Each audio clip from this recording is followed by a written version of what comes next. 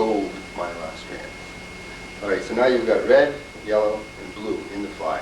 And you can't even see it because it's hardly there, but the fish can see it because the fly isn't so heavily dressed that it disappears. So you've already taken care of your primary concerns, meaning those colors. Now you want to be able to show him something that he expects. In a herring, he's going to expect to see yellow because of this reason. All the bait fish that we fish with, or that we see swimming around and we look at them, it's like menhaden and silver. But they're not. They're yellow. They're yellow because they're loaded with fat. Their bodies are full of fat. That silvery side, once it goes underwater, reflects its surroundings, and basically it's not there to be seen. And if you fish from bluefish very often, you will striped swipers or yellow danny plugs or yellow bucktails or yellow anything catch bluefish best when they're on menhaden. And that's because of the heavy, heavy oil content in the fish and the yellowish color that fat has.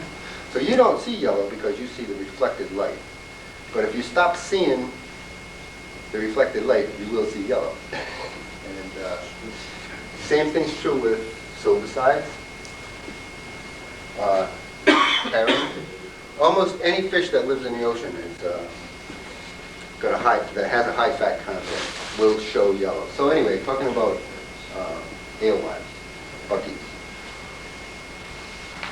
So you want the fly. Now you're thinking, this is how I invented this fly.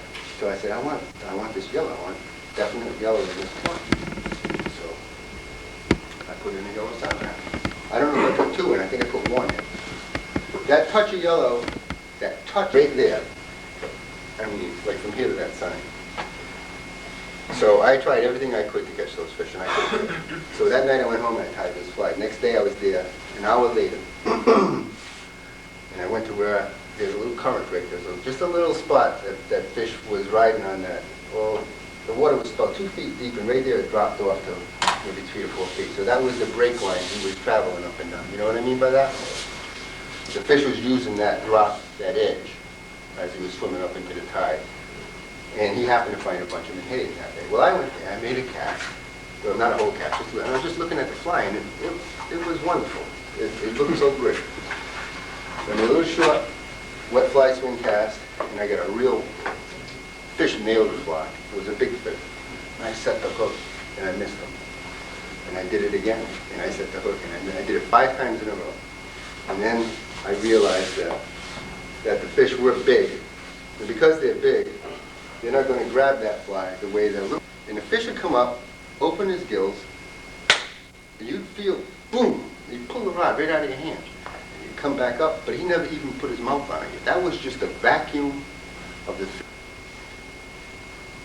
One night, I was with Gino, and I was at Point Judith, and I caught a big striper on that fly. And I kept it, and I killed it, and I took it home, and I cleaned it. There was 2 of these in it. You know what they are? Lobsters. That big. Now, a lobster's opaque. You can't see through it. So, here's one, you know. It's a jigging pig made out of a fly. And eels are kind of opaque, but they're also a little. So that's what I mean by opaque. Opaque is something that either absorbs light or reflects it, but it doesn't allow the light to pass through it. That fly works. But you know, even in that fly, I've got all the colors in that fly, just in case, because I can't help myself. And the shape of a fish, even though it's a curve, because you're seeing, you know, the images they continuously registering on that eyeball.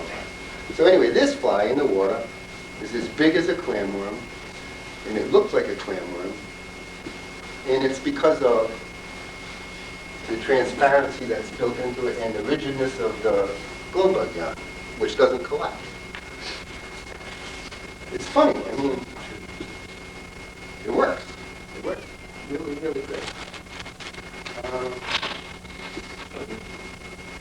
I got a couple of shrimp patents here. And these are tied on, neither one of these ties are that good, but again, this is a shrimp pattern. I'm going to pass this around. People tie shrimp patterns, they tie them like that lobster pattern. They make them dense, opaque. Okay.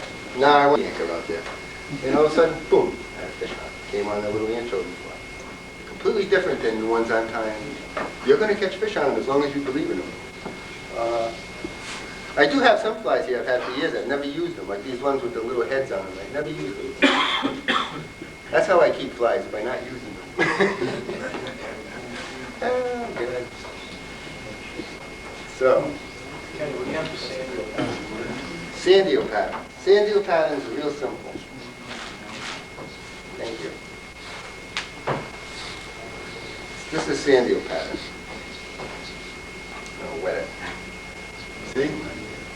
Sand eels are very, very, very skinny. And if you could, how can I put it? It's like he's sitting there and you're putting a fork full of food in his mouth. He's going to close his mouth and you're going to take the fork out. And he's not going to move anywhere. So you're not going to feel the fish moving on your fly line. So probably for every fish I hook that I feel hit, I probably catch 25 or 30 fish that I just feel a little plastic worm tap or tick, or I see my line twitch, or my line will move, or it will hesitate. Or it's like that kind of awareness about what's going on in the end of your line, keeping your fly. Casting a sinking line out into the middle of a current, the only fish you're going to catch are the ones that grab a hold of the fly and swim away, because you never can feel them any other way. So that's a whole other thing. For a fish, or that there isn't a fish. So you know two things.